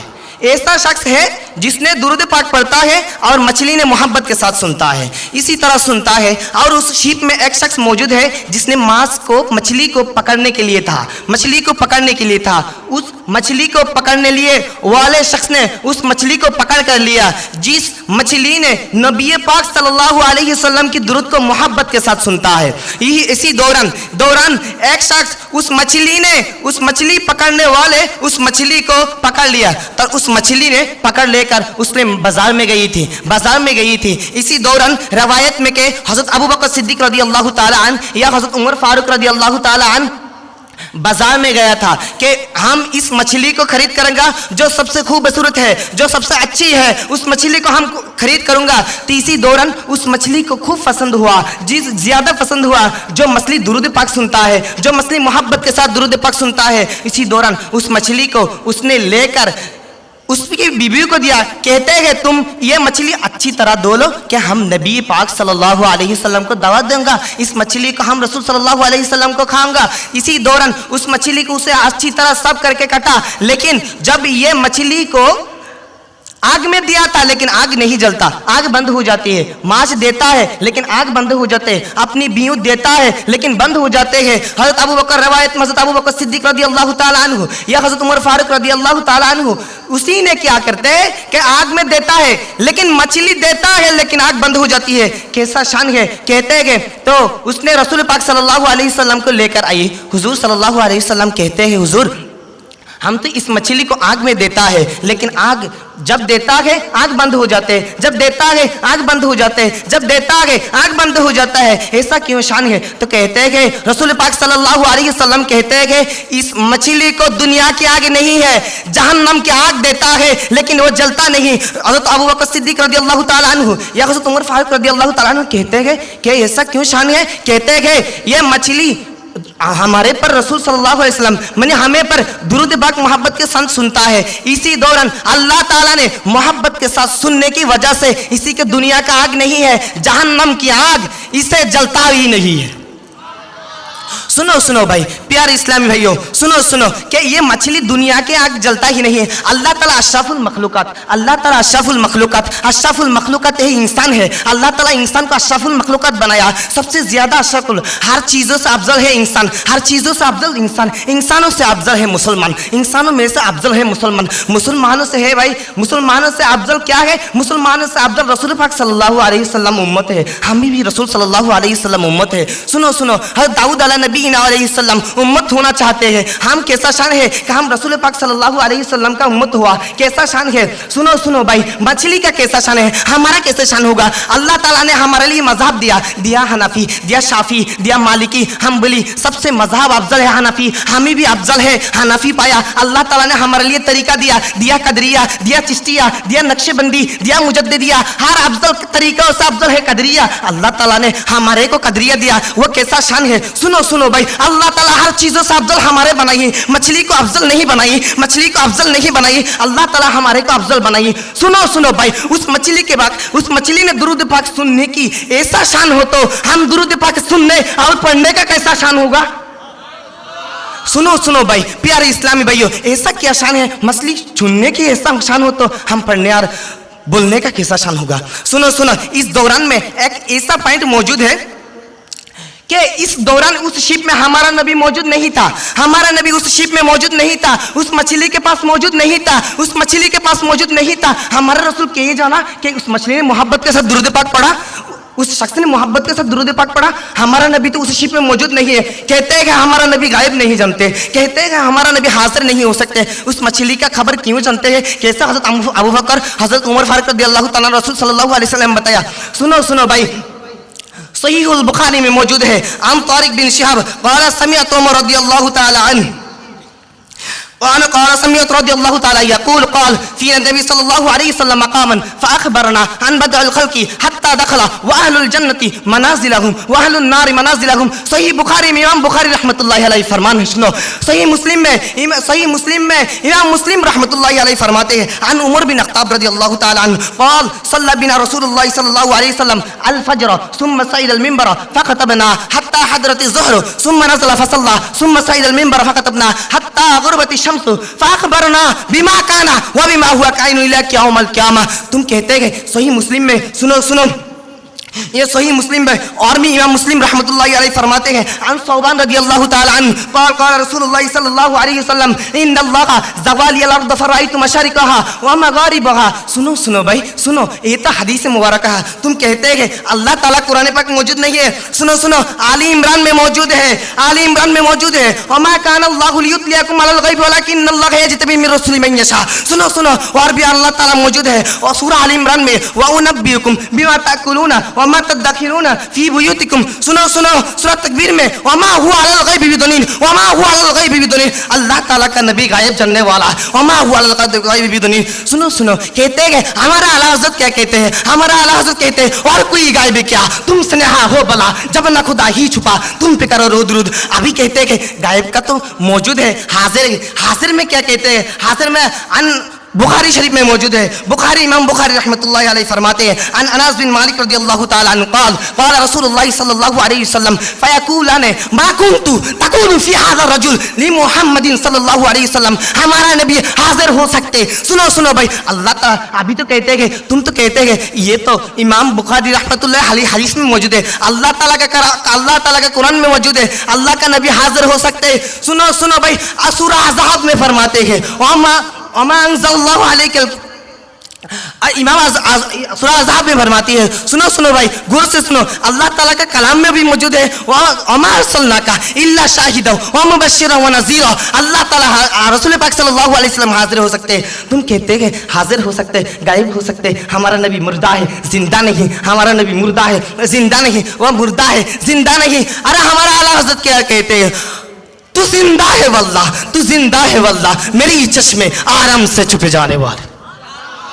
तू जिंदा है वल्लाह, तू जिंदा है वल्लाह, तू जिंदा है वल्लाह, तू जिंदा है वल्लाह, मेरे चश्मे आलम से छुपे जाने वाले चश्मे आलम से छुप जाने वाले। इस बयान से हमें भी अमल करने का और जो जो सुना उस पर अमल करने की तौफीक अता फरमा। आमीन आमीन बिजाहिन नबी आमीन सल्लल्लाहु अलैहि हबीब सल्लल्लाहु अलैहि मुहम्मद सल्लल्लाहु अलैहि वसल्लम।